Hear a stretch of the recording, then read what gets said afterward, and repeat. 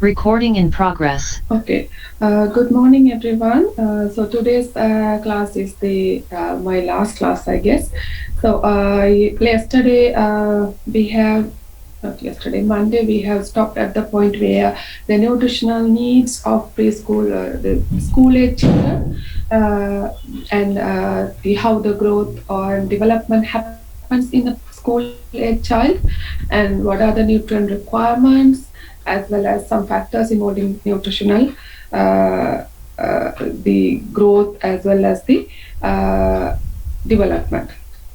So, from today's class, we will be talking about the nutritional problems because last class I talked about this the same kind of issues they have, the undernutrition, micronutrient deficiencies, as well as overnutrition, similar to the preschool age children. The school age is also facing the similar kind of nutritional problems.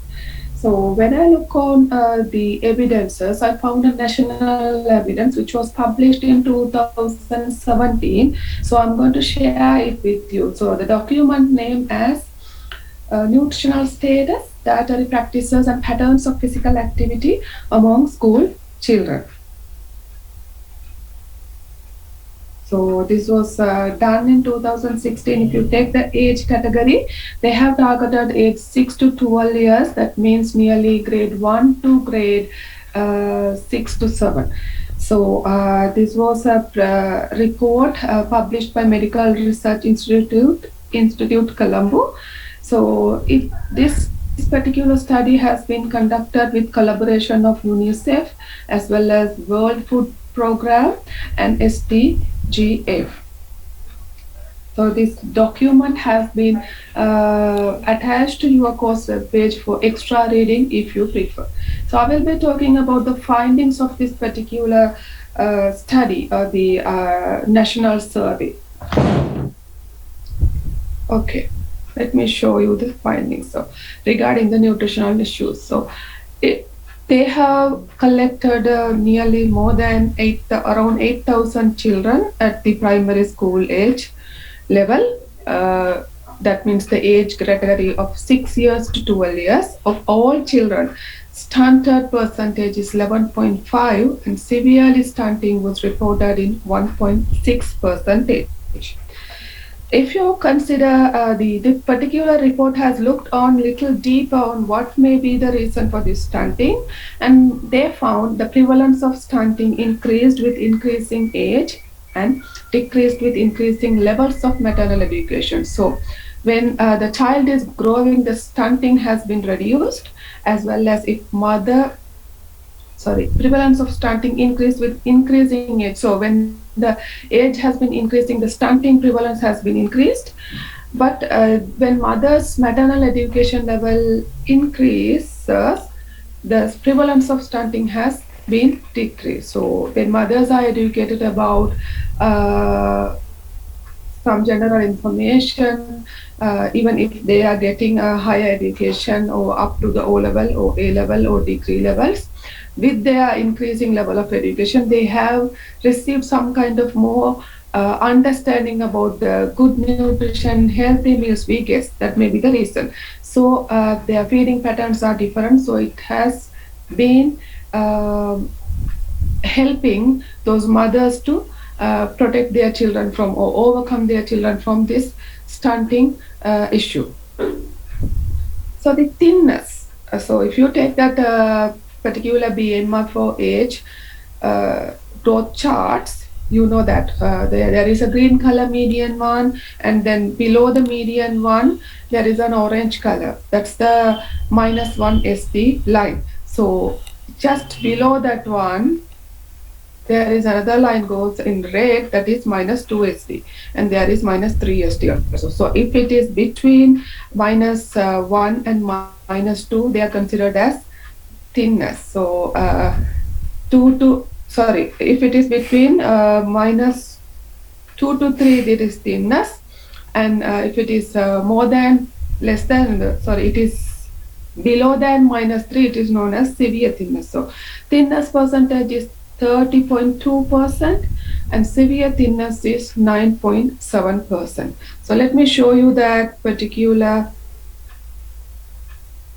thinness percentages in using, but the same presentation we had that information earlier. So the graph, just to remember you the graph. Yes, sorry.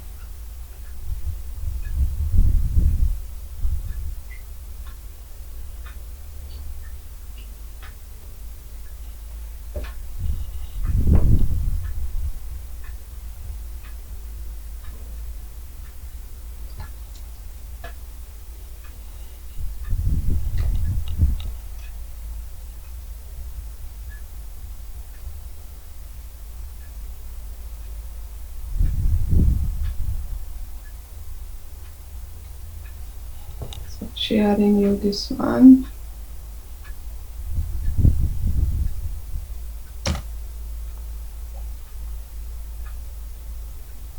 So can you see the BMI for age boys chart from World Health Organization? Just to remind you, refresh your memory, what is thinness and what is severe thinness. So less than -2 to -3. So there is an orange bar for -1. They haven't put it because normally we categorize +1 to -2 as normal. Okay, so less than -2 but greater than -3. So it's thinness, and this is severe thinness. So complete. So all together, this, if it is less than -2, they're all considered as completely thin. It includes severe thinness and normal thinness together. So the total thinness is 30% around, but if you take the severe thinness, it's around 9.7%. I will show you the digits again. So total thinness is 30.2%. Severe thinness is 9.7%. And the overweight and obese percentage for all children, around 6% are overweight, around 3% is obese. So if you look at that the previous slide, so this is overweight means not only this group, it includes all are overweight. Even obesity, you say, yeah, you are obese actually, but you are beyond the overweight level. So this whole group is considered as overweight. So the overweight percentage is around 6%, and the just obese only, that's the severe condition, it's around 2.9 according to the findings of this particular report. So moving on to some more findings. So this one mentioned the prevalence of thin children was highest among the 6 years old.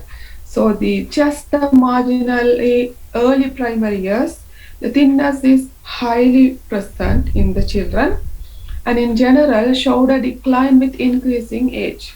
So, but not like the stunting. Stunting, we have mentioned that with the age, stunting prevalence has increased. But in case of thinness has declined with increasing age. Male children showed a higher prevalence of thinness. So when they looked at males and female children, boys and girls, boys were showing higher prevalence of thinness. More thinness was observed in boys.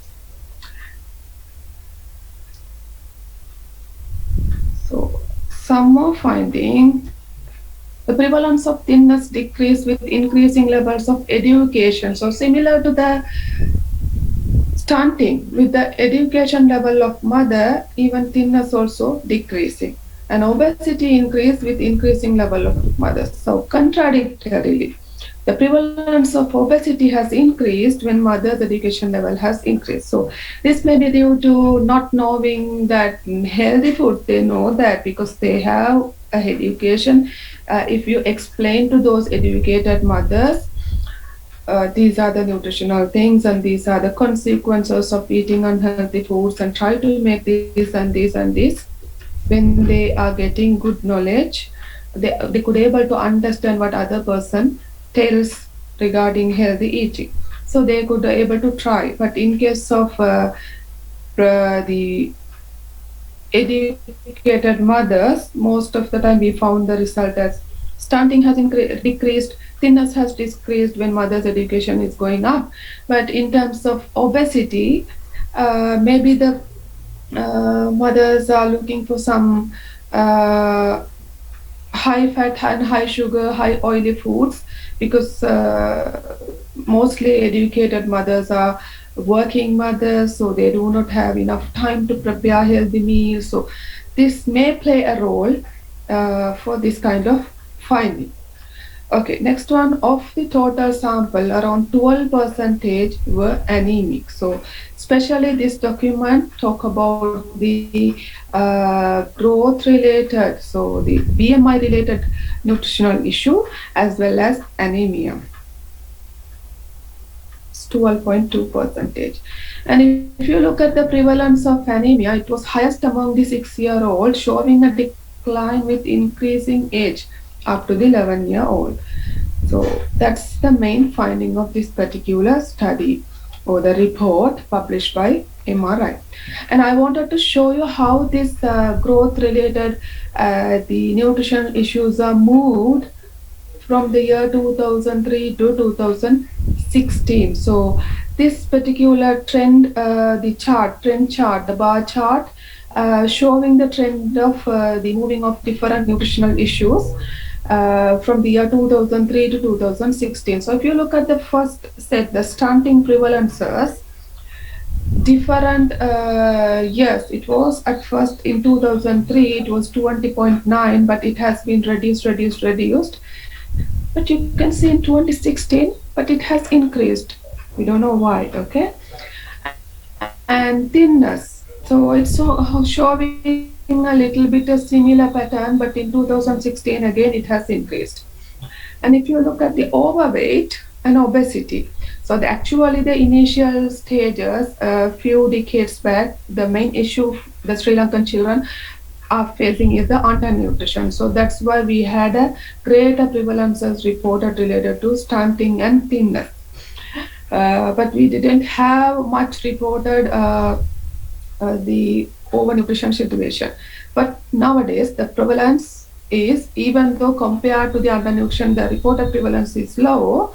But if you look at the trend, okay, it was 4.4, again 5.3, and 3.1, again 6. So it is showing a kind of a upward trend.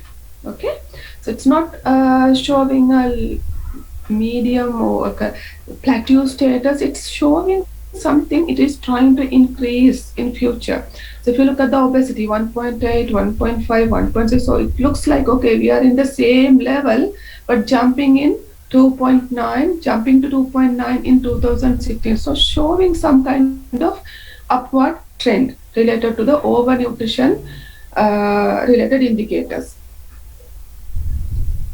Okay, that's about the nutritional status reported in primary school age children age 6 to 12 years.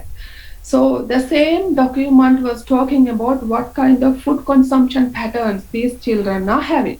So let me just share it with you. So they said most frequently consumed foods were cereals and other vegetables. So these children are frequently consuming the cereals as well as other vegetables. Then yellow, so they don't, other vegetable means they have asked for their questionnaire, they have included, okay, are you consuming cereals, are you consuming yellow color vegetables, green leafy vegetables, other vegetables. So other vegetable was consumed frequently, not the yellow color one. And among the protein-rich foods, most frequently consumed item is fish, with a lower consumption of eggs and meat. And if you look at the milk products, they are consumed at a moderate level, yes. And least consumed items were other yams and yellow fruits. So they don't consume much on yams and then yellow colored fruits.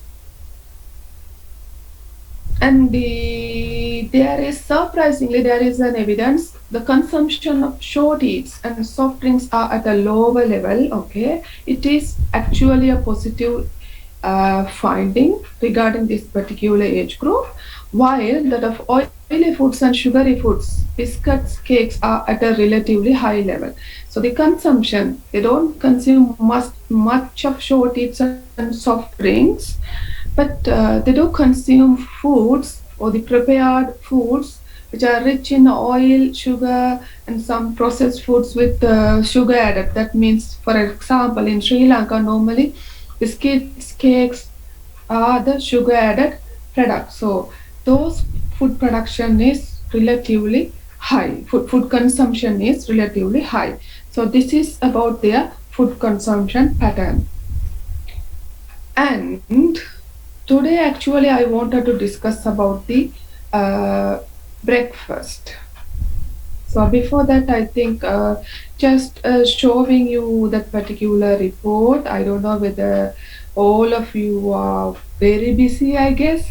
Okay, so let me show you shortly, very shortly, what is that particular document, and then where can you find information. Mm, that means if you have a time to look on what is in this document, you can just quickly have a look on, okay, this section, I will look on this section. So I'm giving you a small guide how to use this particular document. So this is what the national status dietary practices and pattern of physical activity among school children aged 6 to 12 years. So if you look on, so we have discussed about the nutritional status information included in this document and some dietary practices, but I didn't tell you more about what are the physical activity level, how do they engage in physical activity. But if you are interested, you can have a look on. And actually, I wanted to show you the Sri Lanka and then UNICEF, World Food Program, and Sustainable Development Goals Fund, and Cooperation Española. So these are the organizations involved in this preparation of this document. They have funded for the data collection, analysis, report writing, and everything. So if you have a time, I advise you to go through. So just read the introduction for a brief idea what is happening in the country, okay, how this is done. And I don't think you need to go through the methodology. If you have time, you can go to. And then better to have the nutritional status classification in your mind, how this is classified and everything. And the results. Actually, in the results section, you look at nutritional status 3.2 section, as well as the 3.2, 3.3, and those tables. Those are all related to the everything related to how do they consume. So there are some more information in addition to what I have mentioned in today's presentation, that is regarding the breakfast consumption. I will be talking about that one in the next slide. And in addition to that, they have talked about midday meal for midday meal from home. So how many children, what is the proportion of children bringing midday meal from home to the school, and there are some midday meal programs suggested by the national government to implement in selected schools. So they have been conducted by different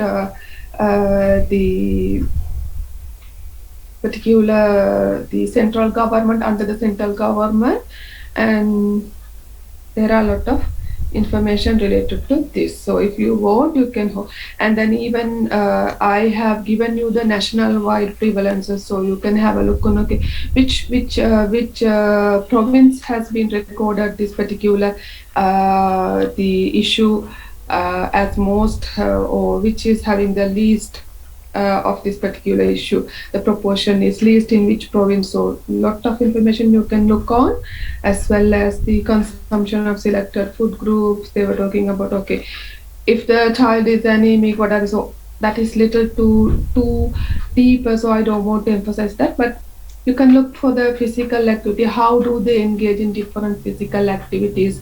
So here they have talked about the mode of travel to school is a main physical activity for this particular age group, and there are some other activities were targeted, such as the travel to school, extra classes weekly in hours, and watching TV. So they have done some physical activity record of these children and then categorize what kind of the physical activities these children are engaged in, and then from that particular grouping they have measured, okay, at the age of 6 what is the proportion of the hours used for the travel to school, or what is the proportion of hours used to the extra classes weekly, what is the proportion involved in hobbies just like watching TV videos. So there are lots of information regarding this. So let me moving on to the presentation.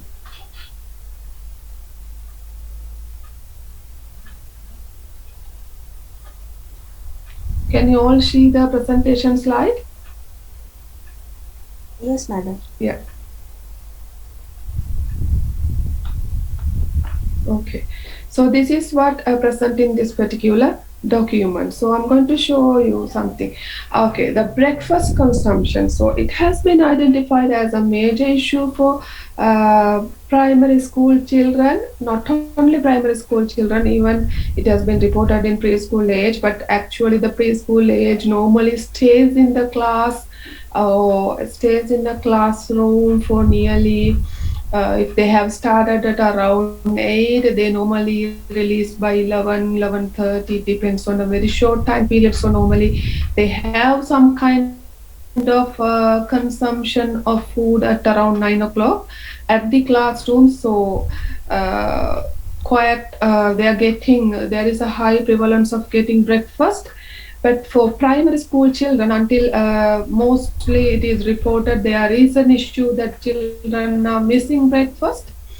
And when they take their breakfast, they believe that is breakfast. They took it at the midday meal time at school. So this particular report I have mentioned earlier has looked for the breakfast consumption, but they have found around 62% of these children were taking breakfast before going to school, with a marginally higher proportion of females doing so. So it is really a positive finding, because around 60 percentage is taking breakfast before going to school. So that's going to be definitely breakfast. But they haven't uh, they have looked on the, if you go through that particular document, they have looked on what kind of food items were present in those breakfast meal. So is it just milk or tea, or else whole very good real breakfast. Every information is present in that particular document.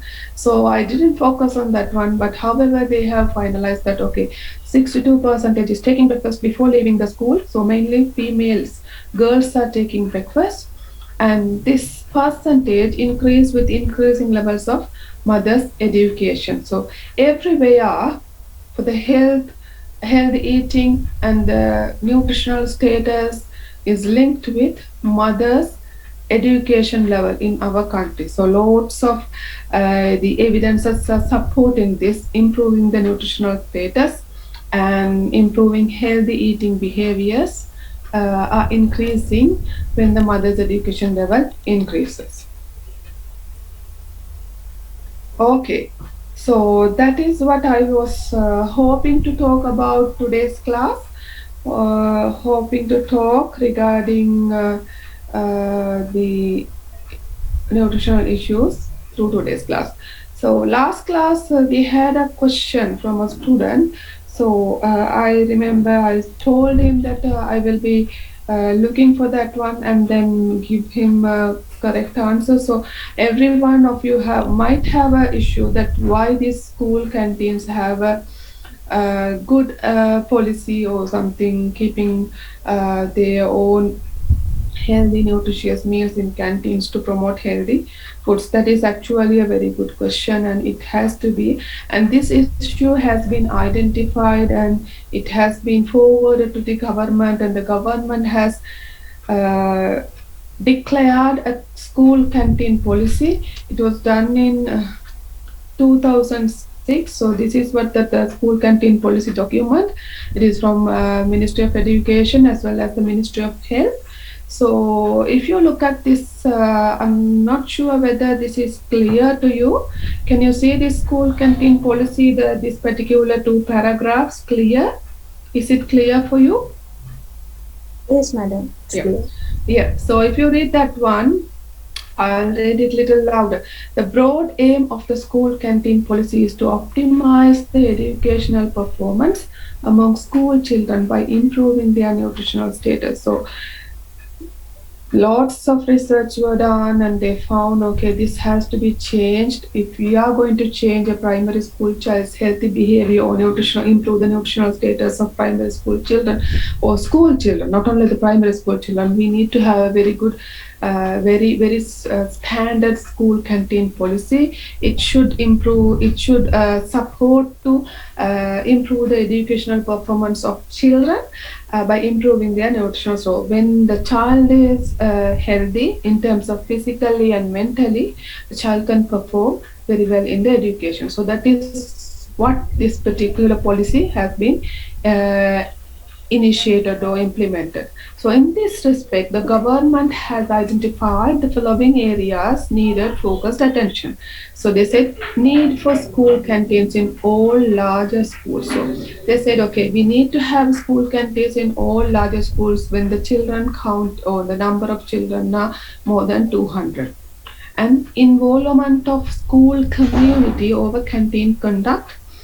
So there is a school community, they have to be involved for the conduct of canteen and making the canteens available with nutritious food, maintenance of proper hygiene, prevention of food related disorders among students, and development of healthy dietary habits among them. So these are the main areas they wanted to emphasize. So first they said, okay, we need canteens when the children count is this much, and we need the school community to involve in this conduct of canteens, and then we need nutritious foods, and then we need to keep proper hygiene in these canteens, and then prevent food related disorders among students and develop healthy dietary habits. So for that, the government has implemented different strategies. There are 10 strategies proposed, okay?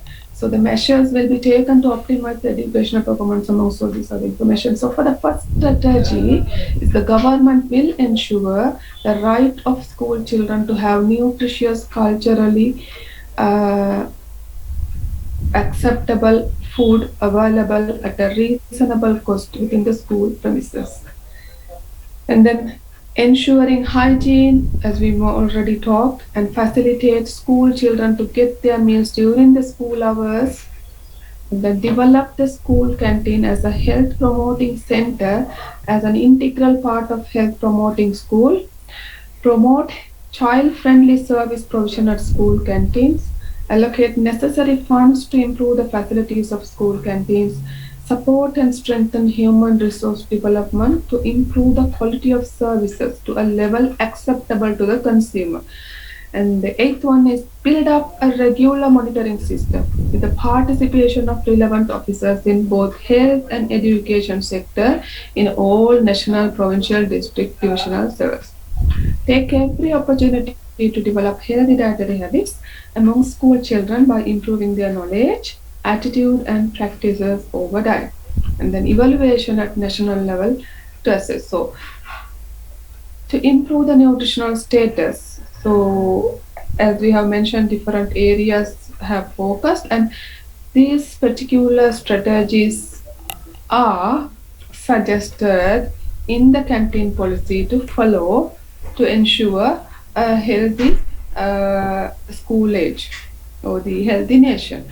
But actually, what they have mentioned is they have mentioned, okay, we need to develop a school committee. They have to be involved in measuring or the over the conduct means They have to look after the hygiene, they have to look after the meals are properly provided, and they have to look after, there should be a monitoring process of through this school food committee.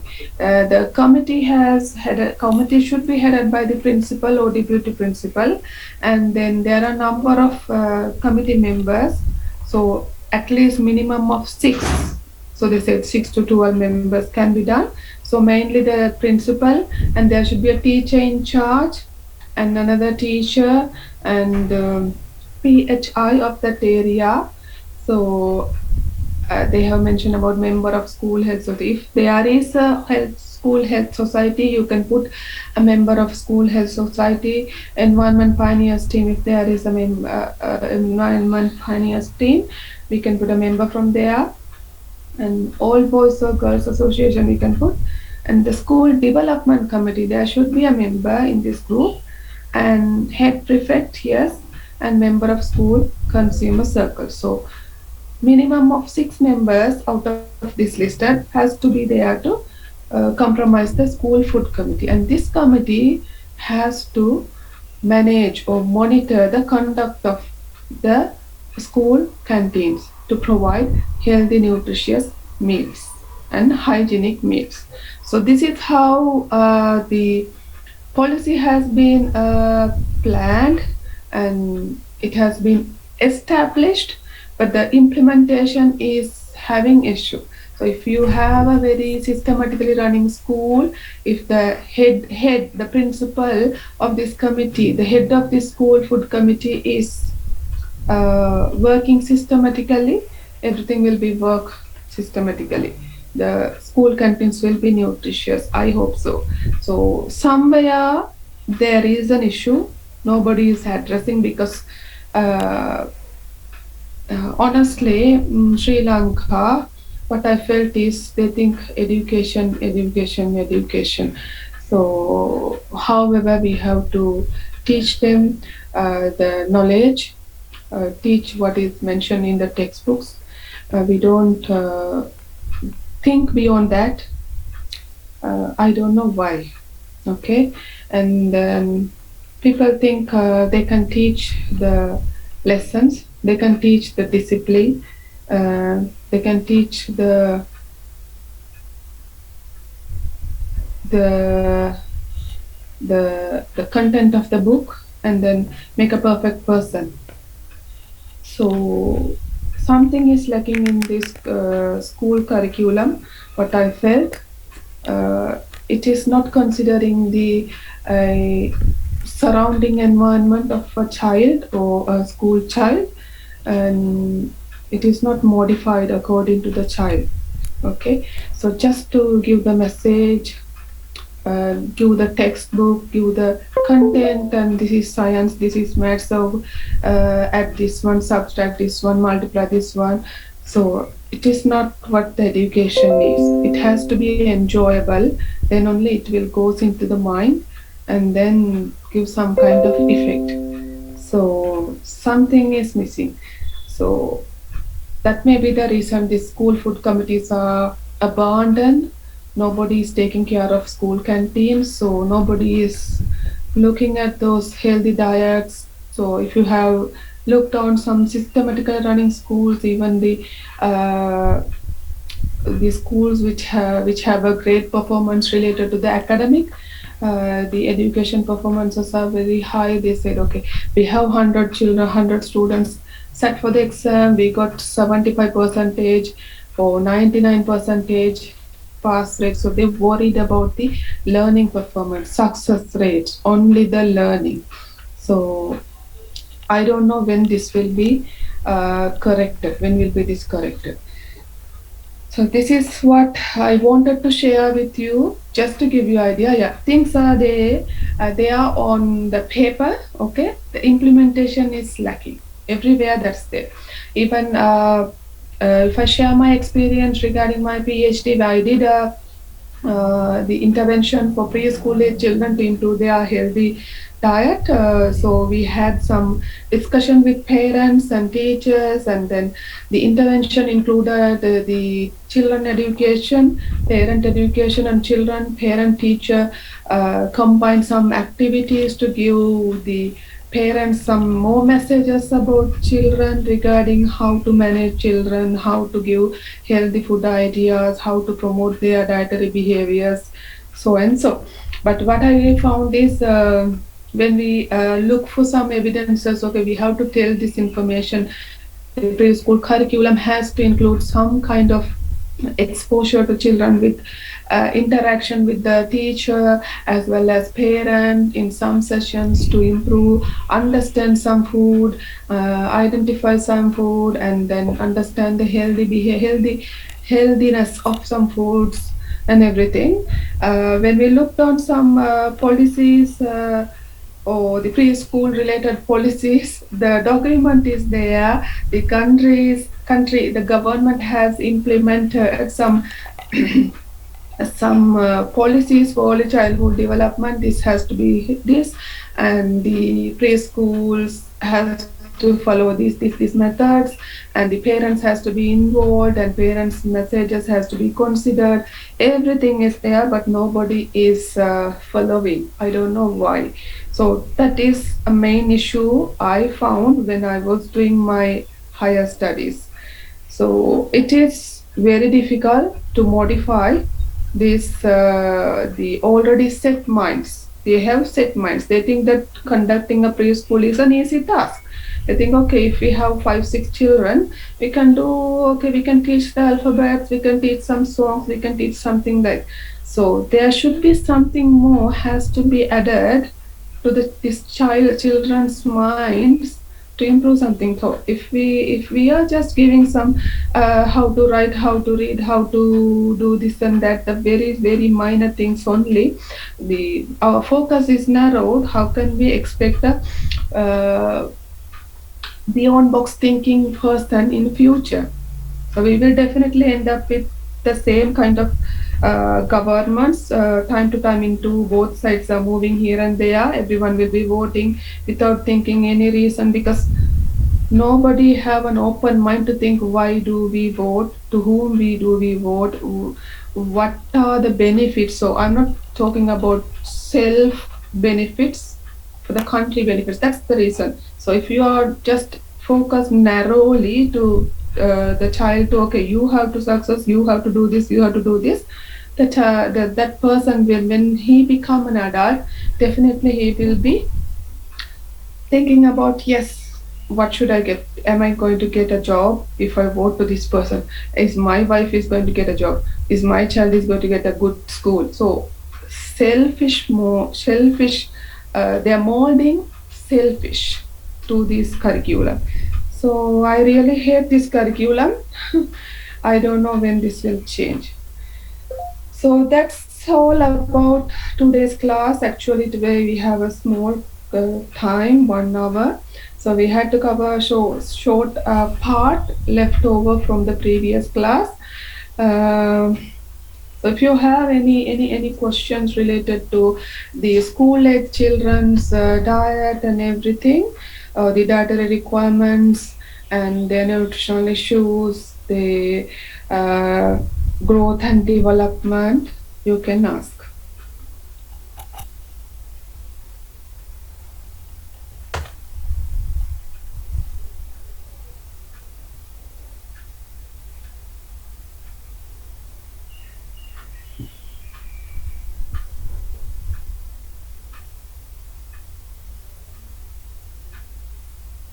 Recording Okay, before stopped. that, I received some emails that you have, few of you have submitted little delayed that particular previous the tutorial.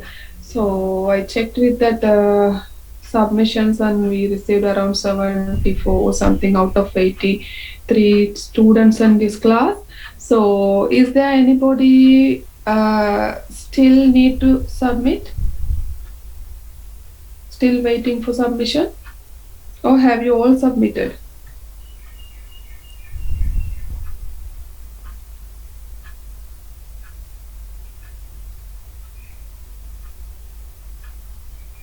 I know, I understand because the third year first semester is quite hard, and actually, it takes some transition time for you all to adapt to a little bit more hard work from your second year, second semester, and as well as due to this unprecedented situation of COVID and learning all those stuff from online and then staying at home, and you are having double just like double burden of responsibilities. I think not only studies, and sometimes you are doing partially household engage or helping your parents in household work. Some maybe the boys may be engaged in some the parents some of your fathers the business work or etc. I understand your all situation.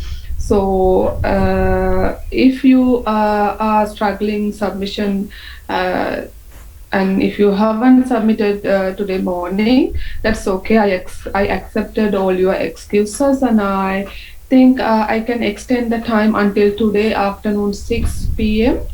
So are you okay with that time? Yes, madam. Thank you so much. Yeah, if you feel that time is fine, it's okay. So I can consider that today afternoon 6 p.m. as the deadline for your submission. I know it is very hard these days, and this third year first semester, just like an infancy moving to a preschool age. So it's a transition, or else you can consider from preschool age to you are moving to grade one. So the transition is little hard, third year first semester, and workload with this all issues. Yeah, okay. So do you have any questions?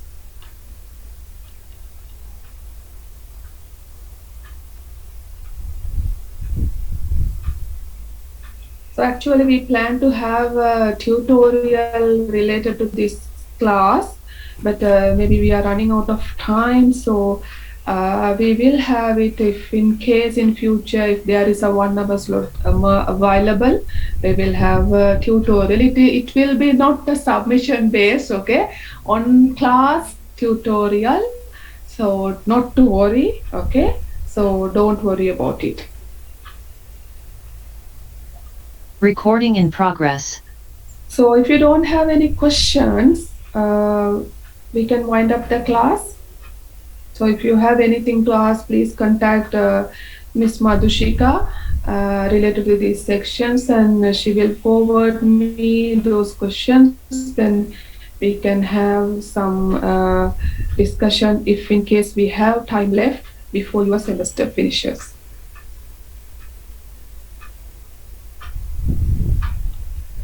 Okay, thank you so much for being with this class, and so this is the end of my series of classes with this particular course module NTN 2113 Nutrition in Life Cycle. So I wish all you best for your all the studies, and wishing you for your examinations at the end of the semester. Thank you. Thank you very much, madam.